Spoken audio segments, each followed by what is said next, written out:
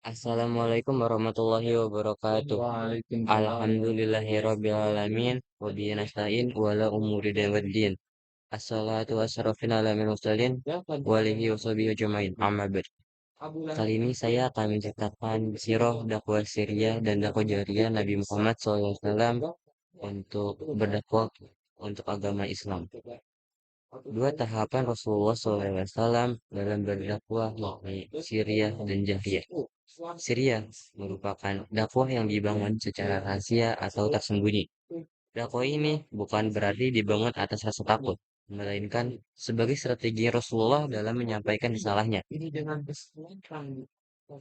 Beliau mengantisipasi pengikutnya yang masih sedikit dan belum kuat saat awal-awal penyebaran Islam. Sedangkan ancaman kaum Quraisy masih kuat dan status kota Mekah sebagai pusat agama bangsa Arab yang mayoritasnya menyembah patung dan berhala. Dakwah Syria ini beliau jalani selama 3 tahun.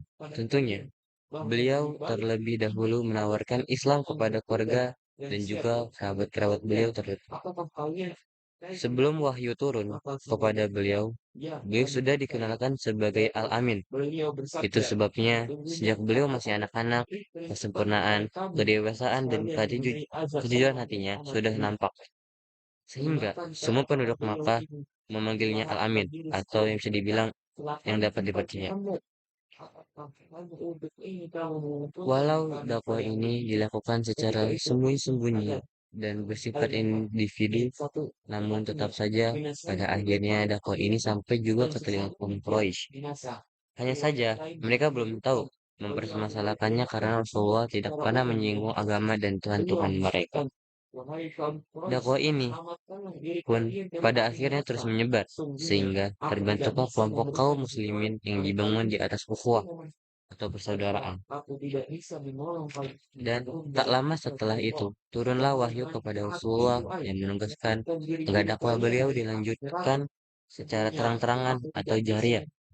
Ayat pertama yang turun berkenan dengan dakwah jahriyah ini adalah wa anzir ashiratakal aqrabin, yang artinya dan berilah peringatan kepada kabar-kabarmu yang terdekat.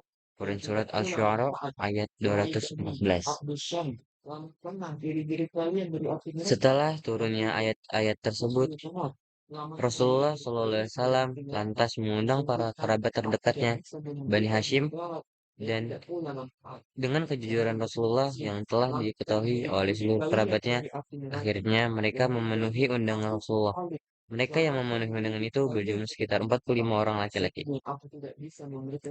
Ketika Rasulullah akan berbicara, Abu Lahab lantas memotong.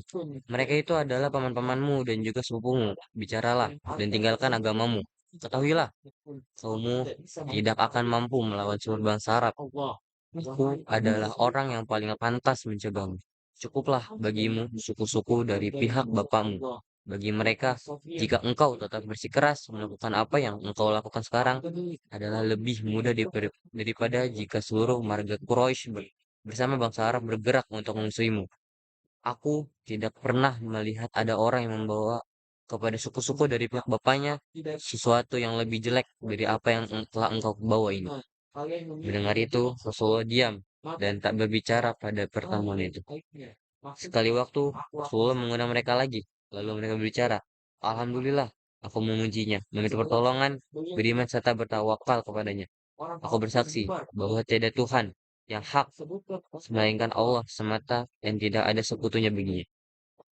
Beliau meneruskan, sesungguhnya seorang pemimpin tidak mungkin membohongi keluarga sendiri. Demi Allah, yang tiada Tuhan selainnya. Sesungguhnya aku adalah utusan Allah yang datang kepada kalian dan kepada seluruh manusia. Demi Allah, sungguh kalian akan mati sebagai kalian tidur dan kalian akan dibangkitkan sebagaimana kalian bangun dari tidur. Sungguh kalian akan dihisap, dimintai pertanggungjawaban terhadap apa yang kalian lakukan. Sesungguhnya yang ada hanya surga yang abadi atau neraka yang kekal. Dengar itu, Abu Thalib, paman beliau berkata, alangkah senangnya kami membantumu menerima nasihatmu dan sangat membenarkan kata-katamu. Mereka yang merupakan suku-suku dari pihak bapamu telah berkumpul. Sesungguhnya aku hanyalah salah satu dari mereka. Namun, aku adalah orang yang paling cepat menanggapi apa yang engkau inginkan. Oleh karena itu, teruskan apa yang telah datang dan diperintahkan kepadamu. Demi Allah, aku akan senantiasa melindungi dan membelamu. Hanya saja diriku tidak memiliki cukup keberanian untuk meninggalkan agama Abdul Muthalib. Abu Lahab kemudian berkata, Demi Allah, ini adalah benar-benar aib yang besar. Ayo, cegahlah ia sebelum orang lain yang turun tangan untuk mencegahnya. Abu Thalib menjawab dengan tegas, tetap membela Rasulullah. Demi Allah, sungguh selama ini, sungguh selama kami masih hidup, kami akan senantiasa membelanya. Setelah pertemuan itu, Rasulullah merasa yakin dengan janji pamannya. Abu Thalib, Rasulullah memulai kembali dakwah jariyah ini dengan bersuara lantang di atas bukit Safa. Wahai orang, wahai orang-orang, kemarilah. Mendengar suara ini, maka orang-orang Quraisy berkumpul. Di antaranya mereka ada yang datang langsung dan ada juga yang mengirim utusannya.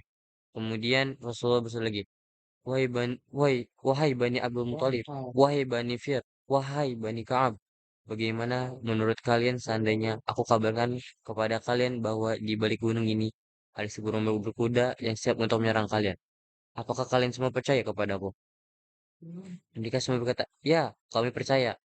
Lalu beliau bersabda, sesungguhnya aku ada pemberi peringatan kepada kamu se- sekalian mengenai azab Allah yang amat pedih. Mendengar kata-kata beliau ini, Abu Lahab berdiri sambil berkata, celakalah engkau Muhammad. Apakah hanya untuk ini kamu menghulur kami pada hari ini? Ketika itu turunlah ayat. Tabat yada Abi Lahab wa tab. Binasalah kedua tangan Abu Lahab dan sesungguhnya yang menyediakan binasa. Quran surat Al-Lahab ayat 1. Riwayat lain menyebutkan beliau memberi peringatan tersebut secara umum dan khusus. Beliau mengatakan, wahai kaum Quraisy, selamatkanlah diri kalian dari api neraka. Sesungguhnya aku tidak bisa memberikan mudarat kepada kalian dan tidak pula manfaat. Serta aku tidak bisa menolong kalian sedikit pun dari keputusan Allah. Wahai Bani Ka'ab bin Luai, selamatkanlah diri-diri kalian dari api neraka.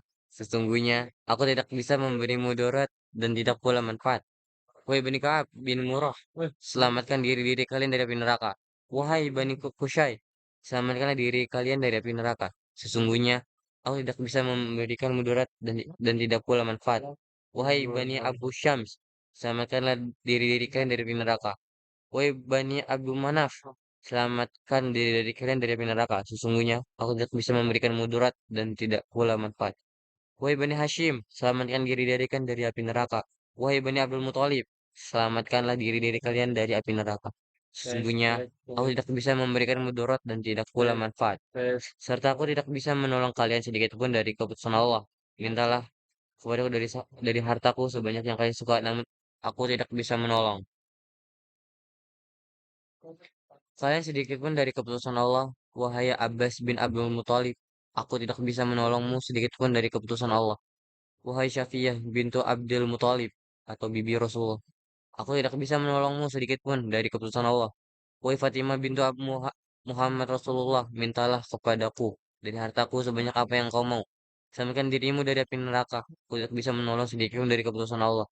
Karena kalian memiliki hubungan silaturahmi, maka akan aku basahi dengan airnya. Maksudnya, aku akan sambung silaturahmi tersebut sesuai haknya.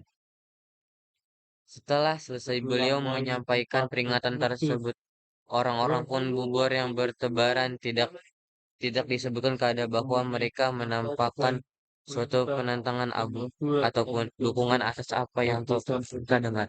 Kecuali apa yang terjadi pada Abu Lahab. Ia menemui Nabi dengan nada yang kasar. Ia berkata, celakalah engkau selama-lamanya. Cuma untuk ini kekamuflan kami. Maka turunlah ayat artinya, celakalah kedua tangan Abu Lahab dan dia pun celaka. Dakwah jariah ini merupakan bentuk esensi penyampaian dakwah yang begitu optimal, di mana Rasulullah benar-benar menyampaikan risalah kepada semua orang, dan terkecuali kerabat terdekat beliau sendiri. Demikian yang sebagai tertanam oleh kebanyakan orang Arab dan fanatisme kekerabatan. Sekian dari saya, kurang lebihnya mohon maaf. Assalamualaikum warahmatullahi wabarakatuh.